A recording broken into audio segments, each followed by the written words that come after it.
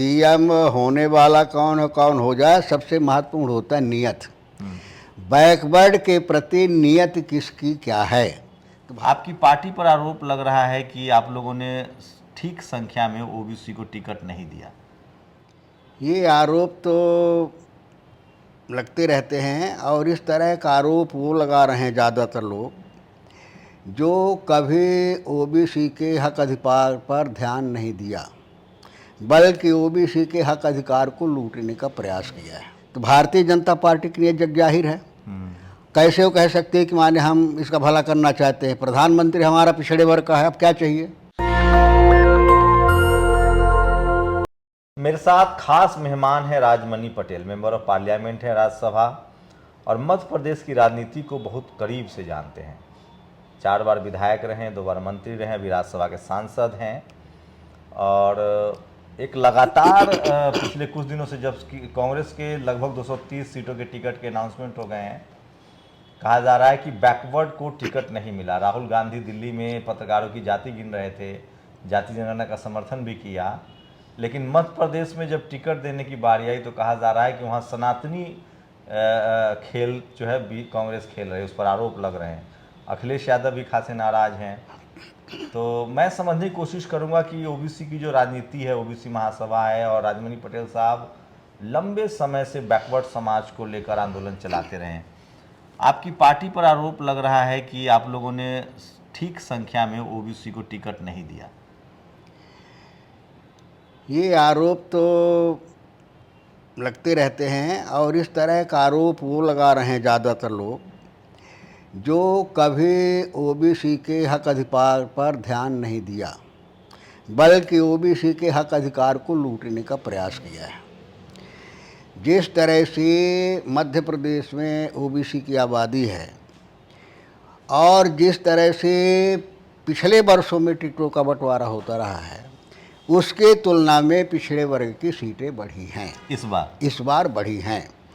ये बात सही है कि जो जनसंख्या है, जनसंख्या के अनुपात में, चूँकि जो संवैधानिक व्यवस्था थी, संवैधानिक व्यवस्था में प्रावधान था कि जनसंख्या के आधार पर एससी एसटी को आरक्षण मिलेगा, लेकिन अभी इसमें कोई संवैधानिक व्यवस्था है नहीं। अभी बैकवर्ड की कोई सेंसस हुई नहीं है कि एक्चुअल इसका आंकड़ा सामने आ सके कि कितनी आबादी वास्तव में मध्य प्रदेश में पिछड़े वर्ग की है। इन तमाम परिस्थितियों के एक अंदाजन वो चल रहा है, उसके आधार पर बिहार को आप लोग पैरामीटर्स नहीं मानेंगे। चलिए, नहीं, कोई भी पैरामीटर सवाल नहीं, सवाल है कोई भी अच्छा काम करता है वो सबको पैरामीटर मानने के लिए तैयार है। मोदी अच्छा काम करे तो उसको क्या कि अच्छा काम कर रहे हैं। जनगणना के ही मान लीजिए, उसके हिसाब से ही 52% ओबीसी है। नहीं, उसी के हिसाब से, लेकिन उसमें बड़े अंतर हुए, उसका सही आंकड़ा निकल नहीं पाता है। हमने भी प्रयास किया, हमने भी उसका अध्ययन किया है और अध्ययन होता है कि पहले पटवारी हल्का कुछ था, अब पटवारी हल्का कुछ है। पटवारी हल्के के आधार पर गिनती हुई और तब की परिस्थितियां बदल गई तो कई उसमें परिवर्तन आए, क्षेत्रीय परिवर्तन आया और भौगोलिक परिवर्तन आया, जिसके कारण काफ़ी विसंगति हुई है। तो एक उठाई नहीं, एक अंदाजन मोटे तौर पर माने बीजेपी ने आप लोग को फंसा दिया है। आपका मुख्यमंत्री कैंडिडेट घोषित है। हाँ। कि कमलनाथ होंगे, सब जानता है, जनरल कैटेगरी से हैं, लेकिन बीजेपी ने दाव खेला है। ये इसीलिए अमित शाह और मोदी को कहा जाता है कि ये लोग चुनाव के मास्टर हैं, मास्टर माइंड है। आप लोग एसी में बैठ के राजनीति करते हैं। कुलस्ते को भी मैदान में उतारा है, गणेश सिंह को भी मैदान में उतारा है, तोमर को भी मैदान में उतारा है और प्रहलाद पटेल को भी। मतलब ट्राइबल भी है उनका, जो उनको मैसेज ये जा रहा है कि ट्राइबल भी मुख्यमंत्री हो सकता है, बैकवर्ड भी मुख्यमंत्री हो सकता है, या सवर्ण तोमर भी हो सकते हैं, या फिर ट्राइबल कुलस्ते भी हो सकते हैं। तो लोग तो उधर झुकाव होगा ना कि हमारी कम्युनिटी का सीएम होने वाला है। सवाल इस बात का नहीं है सीएम होने वाला कौन हो जाए, सबसे महत्वपूर्ण होता है नियत। बैकवर्ड के प्रति नियत किसकी क्या है। तो भारतीय जनता पार्टी की ये जग जाहिर है। कैसे वो कह सकते हैं कि माने हम इसका भला करना चाहते हैं। प्रधानमंत्री हमारा पिछड़े वर्ग का है, अब क्या चाहिए और इससे बड़ा कुछ होता है। तो वही तो कह रहे हैं, जब सबसे बड़ा पिछड़ा वर्ग हमारा प्रधानमंत्री बैठा है, हमारे प्रदेश में एक लंबे समय से मुख्यमंत्री पिछड़े वर्ग का बैठा हुआ है, तो फिर पिछड़े वर्ग को रोना नहीं रोना चाहिए था अगर इनकी नीयत ठीक होती। लेकिन नीयत खराब है, इसी वजह से आज मध्य प्रदेश में और देश में पिछड़ा वर्ग की हालत बदतर है। आज उनका हक अधिकार कुचला जा रहा है। उनके हक अधिकार को लूटा जा रहा है, उनके स्वाभिमान और सम्मान को कुचला जा रहा है। क्या यही होता है? फंसा तो दिया है बीजेपी ने। फंसा क्या? एक महीना पहले लग रहा था कि सब कुछ साफ है। अब ये जनता जानती है फंसा कुछ नहीं दिया है। चार मुख्यमंत्री के उम्मीदवार हैं उनके पास। अरे उनके पास 12 हैं, 12 होने से क्या होता है? ये तो हम भी कह सकते हैं। हमारे पार्टी ने एक बार जो है तो सामान्य सीट से एक आदिवासी को टिकट दिया है। हमारी पार्टी आदिवासी को भी मुख्यमंत्री बना सकती है। तो ये कहने की बातें जो है, ये मुख्यमंत्री तो आपका तय है। इनके तो कहने की बातें हैं। मुख्यमंत्री तो तय, आपका तो तय है राजमणि जी। नहीं, कोई चीज जो है तो संविधान में नहीं रखा रहता कि तय की क्या है। तय होता है बातें से होता है ना, तय होता है लोग चर्चे से ना। लेकिन तो कोई भी हो सकता है। लोगों को इस बार उम्मीद, जिस तरह से राहुल गांधी अच्छा, कर्नाटक चुनाव अच्छा, ये हमारा जनगणना की बात कर रहे हैं, हमारा तय है। तो हम कहते हैं कि बीजेपी वाले कह देना कि पिछड़ा वर्ग का मुख्यमंत्री हो गया, कि हमारा ये दलित मुख्यमंत्री हो गया, बैकवर्ड मुख्यमंत्री शिवराज सिंह चौहान। हाँ, तो वही है कि माने क्या बैकवर्ड होने से भला हो रहा है? सवाल इस बात का नहीं, सवाल है कि भला कौन कर रहा है? क्यों बैकवर्ड आपको वोट दे? किसको? जब सवर्ण हम बैकवर्ड के लिए हमने किया, हमारी पार्टी ने किया है। आज अगर इधर देखा जाए तो बैकवर्ड के लिए अगर जो कुछ भी किया हमारी पार्टी ने किया है। हमारी पार्टी ने ही पंचायतों से लेकर के जिला पंचायतों, स्थानीय शासन में आरक्षण दिया तो हमारी पार्टी ने दिया। पिछड़े वर्ग को जो 14% आरक्षण दिया, शुरुआत किया मध्य प्रदेश महाजन आयोग लागू करके, हमारी कांग्रेस पार्टी ने किया है। महिलाओं को आरक्षण देने का काम किया तो हमारी पार्टी ने ही किया है, भारतीय जनता पार्टी ने ही किया है। भारतीय जनता पार्टी ने तो और बुद्धू बनाने का काम किया है कि महिला बिल लाया, स्पेशल सत्र बुला करके कि लाओ जल्दी, इतना जल्दी है, ऐसा लगा कि कितनी महिलाओं के प्रति इसके पीड़ा है और ये कल सवेरे से ही इसको लागू करने वाला है। इस तरह से स्पेशल सत्र बुला करके महिलाओं का बिल लाए और बिल लाने के बाद फिर कह दिया कि 2039 तक में लागू होगा। तो यही देना है कि बगैर SC ST OBC रिजर्वेशन के महिला बिल लागू हो जाए। काहे का नहीं? रिजर्वेशन जो कल्पना है, जिस तरह से हम आंकड़े के आधार पर रिजर्वेशन दूसरे देते हैं, उसी तरह मान करके बैकवर्ड को भी दो, महिलाओं को भी आरक्षण दो। उसमें क्या? राजमणि जी, आप खुद OBC समाज से, हाँ, आपने लंबा संघर्ष किया है। कितना मुश्किल होता है दलित बैकवर्ड के लिए राजनीति में सफल होना, राजनीति में टिके रहना? निश्चित रूप से राजनीति में बहुत कठिन काम होता है और दो तरह के लोग होते हैं। एक तो दलित का राजनीति में आना और राजनीति में आ करके उसकी आवाज़ बनी रहना, ये और दुरूह होता है। जो हमारे सामाजिक संरचना व्यवस्थाएं हैं, आज तक की परंपराएं हैं, निश्चित रूप से वो बाधा बन करके दलित OBC के मार्ग पे आती हैं। उन बाधाओं को तोड़ना, उनसे संघर्ष करना, विरासत से संघर्ष करना, परिस्थितियों से संघर्ष करना, इसके बाद माने कोई हिस्सेदारी पाना और उस हिस्सेदारी में भी आवाज़ बन करके उसको लागू करने की आवाज़ उठाना, ये बहुत कठिन काम है आज भी। खड़गे कह रहे थे, आपके राष्ट्रीय अध्यक्ष हैं, वो कह रहे थे कि मुझे पता है दलित पिछड़े आदिवासी के लिए कितना मुश्किल है पॉलिटिकल सर्वाइव करना। ये आप कभी कांग्रेस के अलावा और कोई पार्टी में नहीं रहे, सिर्फ अब तक शुरू से अब तक कांग्रेस में ही है जी। कितने साल दिया आपने कांग्रेस को? कांग्रेस को अब 72 से मान लीजिए, करीब से 71 71 से जो है कांग्रेस में आज तक है। 2 बार आप मंत्री रहे? 2 बार मंत्री रहे, विधायक रहे, प्रदेश के कार्यकारी अध्यक्ष रहे, क्षेत्र निर्माण निगम के अध्यक्ष रहे, पिछड़ा वर्ग संगठन के अध्यक्ष रहे, सामाजिक से ले करके और सब उसमें करीब करीब रहे। लेकिन मध्य प्रदेश में पहला जो मुख्यमंत्री बैकवर्ड का है वो बीजेपी के कोटे से आता है, ये तो मानेंगे, चाहे वहाँ भारती हो, चाहे गौड़ हो, चाहे शिवराज सिंह चौहान हो। आपकी पार्टी जब भी सत्ता में रही तो मुख्यमंत्री दिग्विजय सिंह रहे। अर्जुन सिंह पर तो मैं सवाल नहीं उठाऊंगा क्योंकि वो बड़े विजनरी आदमी थे, उन्होंने OBC को कॉलेज यूनिवर्सिटी में रिजर्वेशन दिया, आप भी उनके मंत्रिमंडल में रहे। फूलन देवी को लेकर जिस तरह से उन्होंने इनिशिएटिव लिया, क्या हाल के दिनों में जो राजनीति है, क्या इस बार जो बीजेपी राजनीति कर रही है, आप लोग हिंदुत्व की राजनीति कर रहे हैं, बीजेपी इस बार कास्ट सेंसस की राजनीति कर रही है? देखिए, ऐसा कास्ट सेंसस की राजनीति कहाँ कर रही है? तो कास्ट सेंसस की केवल बात करती, काम तो करती नहीं है। सवाल इसका दूसरे तरीके से सोचने की ज़रूरत है। ज़रूरत ये है कि सबसे महत्वपूर्ण ये है कि पिछड़े वर्ग का मुख्यमंत्री है या नहीं है। इससे महत्वपूर्ण है कि जो भी मुख्यमंत्री है उससे पिछड़े वर्ग को मिल क्या रहा है, पिछड़े वर्ग का जा क्या रहा है, ये महत्वपूर्ण है। जात के नाम पर कोटा पूरा करने के नाम कहने के लिए भारतीय जनता पार्टी ने मुख्यमंत्री दिया, लेकिन उसका हिसाब लगाइए कि उनके मुख्यमंत्रित्व काल में और प्रधानमंत्रित्व काल में पिछड़े वर्ग को क्या मिला, क्या हासिल हुआ, कितनी भागीदारी बढ़ी। 27 सवाल इस चीज को सोचा होगा। 27 केंद्र में मंत्री हैं ओबीसी के। नहीं, मंत्रियों को अगर यही है कि गिनती से माने पिछड़ा वर्ग का कल्याण हो जाएगा जो 52% है, तो फिर कुछ कहने की जरूरत नहीं है। 2-4 और मंत्री बना दे, कोटा पूरा हो गया। सवाल संख्या से मंत्री बना देने से नहीं, हम कहते 2 मंत्री हैं 4 मंत्री बना दो, लेकिन 4 मंत्री बनाने से ये भी तो दिखना चाहिए कि 4 मंत्री बन गए हैं तो ये जो समाज है बहुत बड़ा होता है, व्यक्ति कुछ नहीं होता समाज के आगे। तो समाज की तुलना व्यक्ति से नहीं करनी चाहिए। जो 4 की संख्या गई है वो ये बता दे कि हमारे कार्यकाल में पिछड़े वर्ग को ये सुविधाएं विशेष मिली हैं, ये उनका हक अधिकार संरक्षित हुआ है, यहाँ इनके स्वाभिमान और सम्मान को सम्मान मिला है, ये तो बता दें। ये हिसाब नहीं है। कितनी सीटें आएंगी आप मुझे बताइए। आप इतने सीनियर नेता है, मध्य प्रदेश में कांग्रेस कितनी सीटें ला रही है इस बार? मध्य प्रदेश में 2/3 सीट लाएगी और बहुमत की सरकार बनेगी और मुख्यमंत्री कमलनाथ होंगे। मुख्यमंत्री तो अभी तो कमलनाथ का ही है, नेता है, वो लड़ रहे हैं। और उसके बाद जो है अधिक में विधायक होते हैं, व्यवस्था होती है, उसमें विधायक तय करके दूसरे कोई बना सकते, कोई ज़रूरी थोड़ी है। आप थोड़ा अपने बारे में बताइए, आपका जीवन संघर्ष जो रहा है, ताकि जो हमारे दर्शक हैं उनको पता चले कि दलित पिछड़ा होना कितना बड़ा राजनीतिक अभिशाप है आज भी, और कैसे संघर्ष करना पड़ता है। हमारे संघर्ष की बहुत लंबी कहानी है।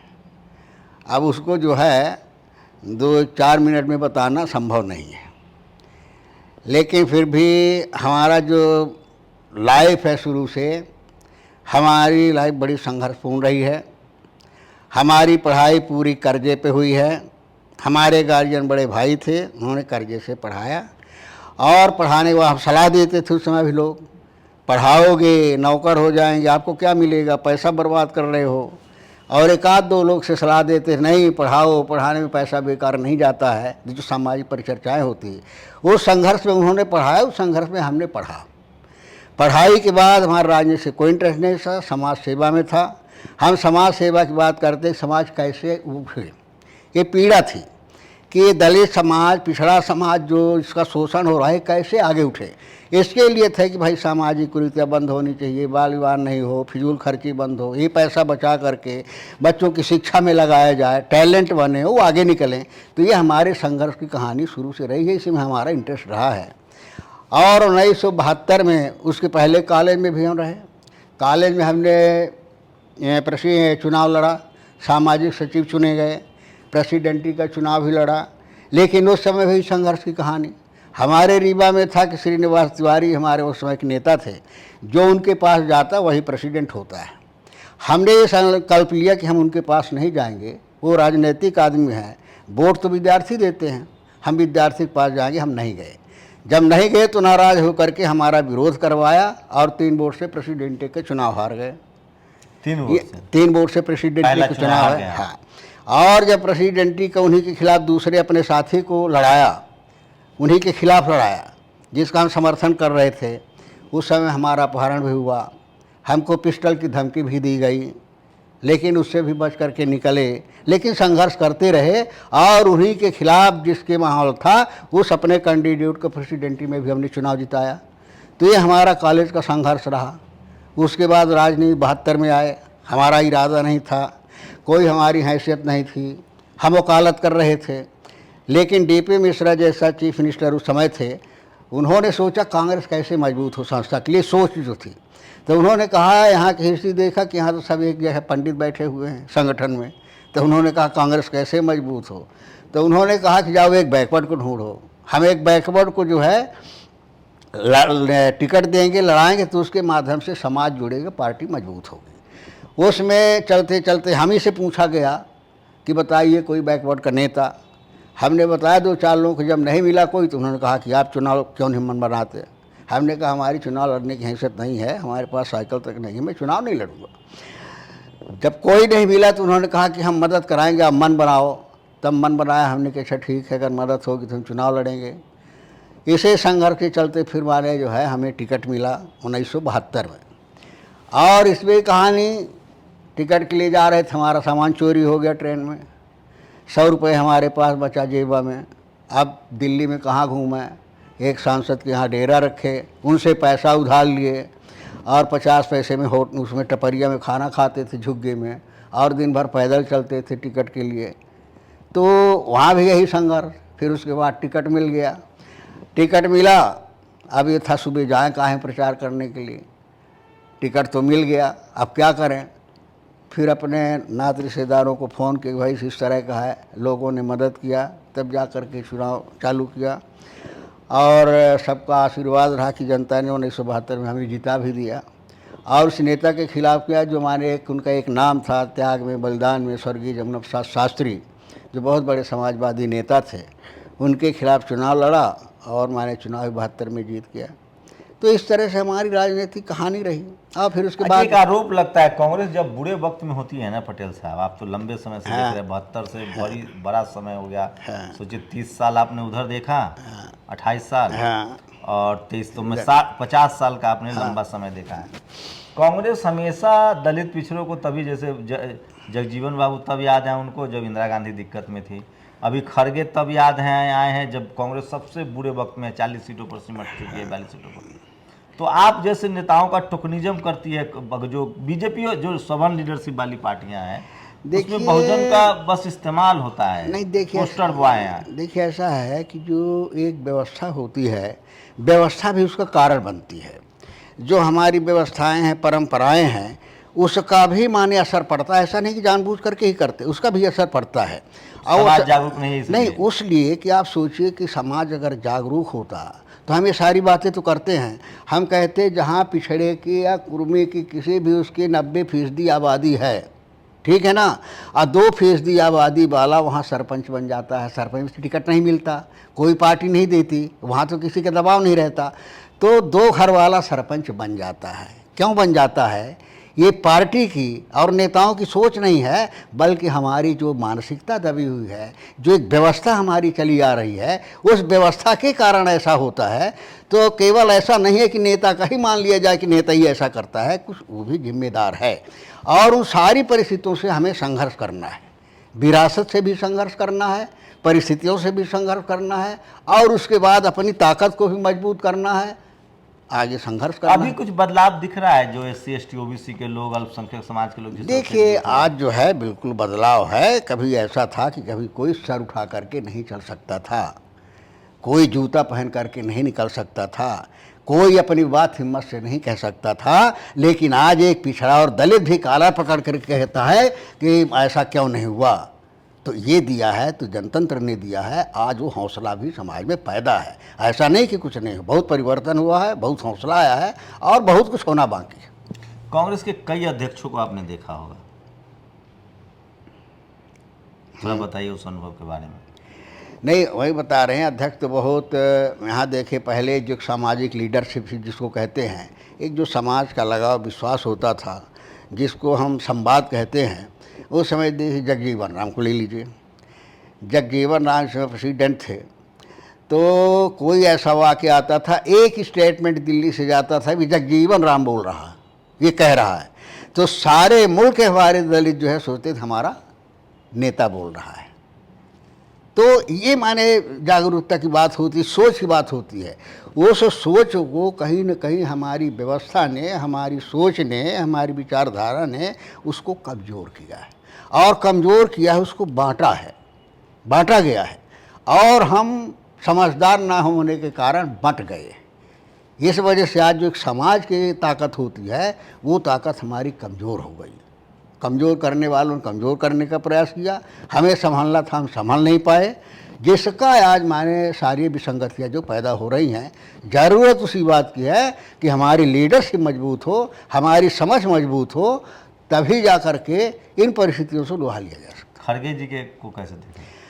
खड़गे जी को जहाँ तक थोड़े समय हमने देखा है, उनके विचार, उनकी सोच निश्चित रूप से दलित और बैकवर्ड के प्रति है, और इसलिए नहीं कि कास्ट के हिसाब से हो कि वो कास्ट के हैं, बल्कि उनकी एक व्यापक सोच है कि ये समाज जो है, ये समाज हमारे देश की पूंजी है, ये हमारे देश की ताकत है, और इस समाज का अगर मनोबल कमज़ोर होगा, टूटेगा, तो टूटे हुए मनोबल से कोई भी राष्ट्र मजबूती से आगे नहीं बढ़ सकता।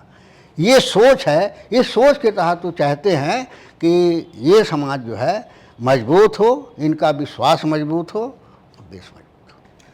एक आखिरी सवाल पटेल साहब की, क्या लगता है कि अभी जो हालात हैं, बगैर SC ST 90% vote SC ST OBC का है, अब कम से कम भागीदारी मिलनी तय हो गई। अब लोगों को लग रहा है कि बैकवर्ड, दलित और आदिवासियों को इग्नोर करके, अल्पसंख्यकों को इग्नोर करके राजनीति नहीं कर सकते।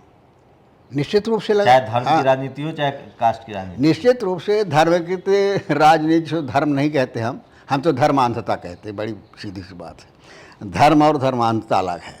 धर्म का किसी से विरोध है नहीं। धर्म का मतलब कोई भेदभाव नहीं होता है। धर्म का मतलब सत्य होता है। धर्म का मतलब ईमान होता है।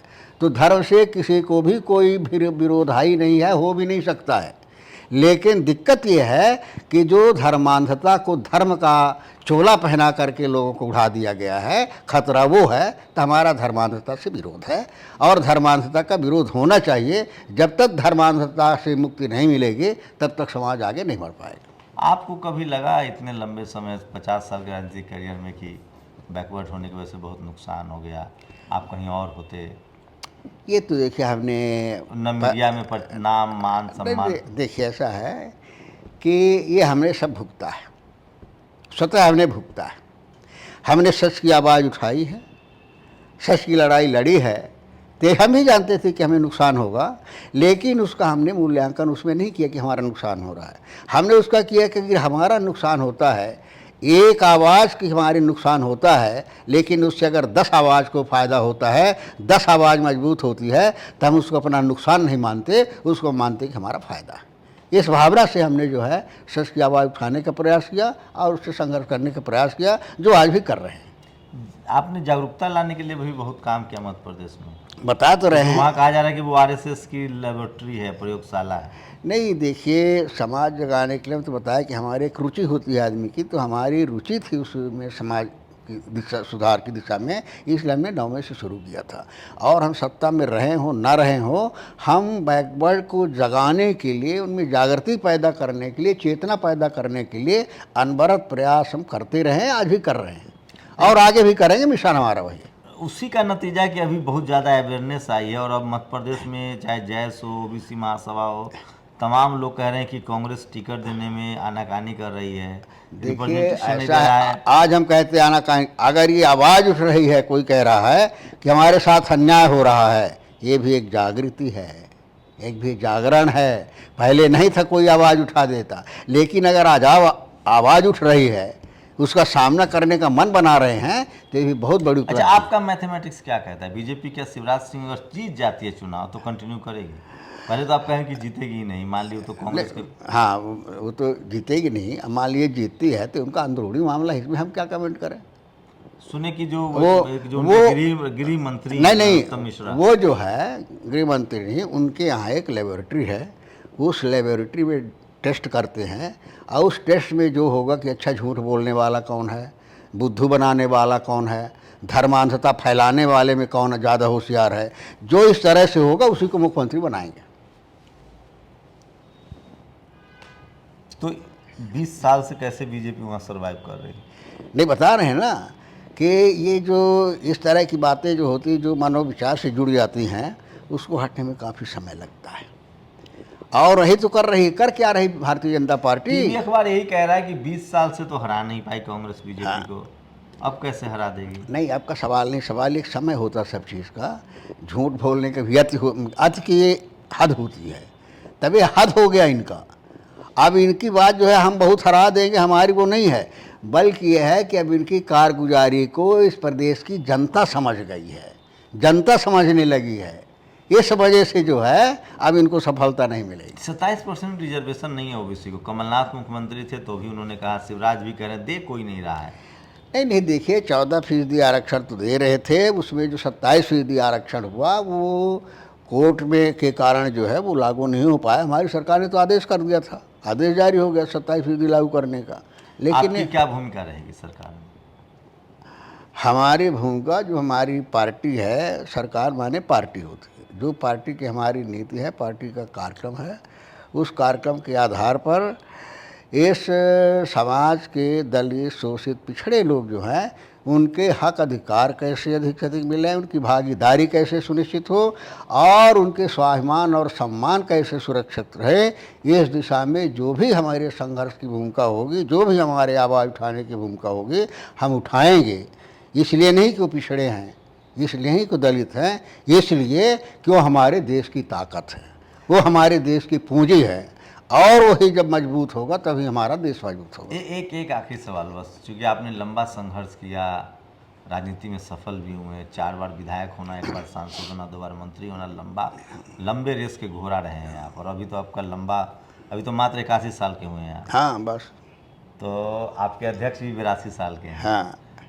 उन युवाओं को क्या कहेंगे जो शोषित वंचित समाज के हैं और जो राजनीति में है, सोशल वर्क में है, वो कैसे कई बार डगमगा जाता है, वो घबरा जाते हैं, उनको क्या सलाह देंगे? उनको हम ही जब जाते हैं तो यही सलाह नहीं, हम उनसे रिक्वेस्ट करते हैं, अपेक्षा करते हैं और जानकारी देते हैं कि आज की जो हमारी युवा पीढ़ी है उससे हमारा संवाद खत्म हो गया है, और संवाद होने के कारण और भटकाने वाले लोगों उनको भटकाया है।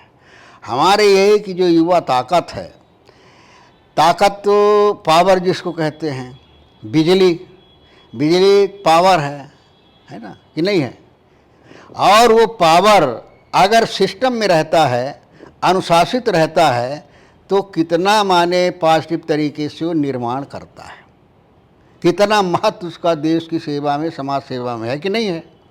और अगर वही पावर गैर अनुशासित हो जाए, दिशाहीन हो जाए, तो फिर वो विनाश का कारण बन जाता है। आज सबसे बड़ी ज़रूरत इस बात की, हमारी जो युवा ऊर्जा है, युवा शक्ति है, वो पॉजिटिव तरीके से निर्माण की दिशा में अपनी ऊर्जा का उपयोग करे और इस दिशा में जो चुनौतियां आए उसका सामना करे। हम उसके साथ हैं, यही हमारा उसके लिए संदेश है। तो ये राजमणि पटेल साहब हैं और बैकवर्ड के सबसे बड़े नेता हैं मध्य प्रदेश में, लंबा राजनीतिक अनुभव है और इनका दावा है कि इस बार कांग्रेस जीतेगी। लेकिन ग्राउंड पर सच्चाई ये है कि जिस तरह से टिकट बंटवारे में सवर्णों को सबसे ज़्यादा टिकट मिला है, बैकवर्ड समाज के लोग सवाल उठा रहे हैं। ऐसे में राजमणि पटेल साहब की बड़ी जिम्मेदारी बढ़ जाती है, चुनावी कैंपेन में भी ये जाएंगे। देखते हैं कि आप लोग बताइए, अगर आप मध्य प्रदेश से हैं, इस वीडियो को देख रहे हैं, तो आप लोग बताइए कि मध्य प्रदेश में इस बार ऊँट किस करवट बैठने वाली है। शुक्रिया सर, हमें समय बहुत बहुत धन्यवाद।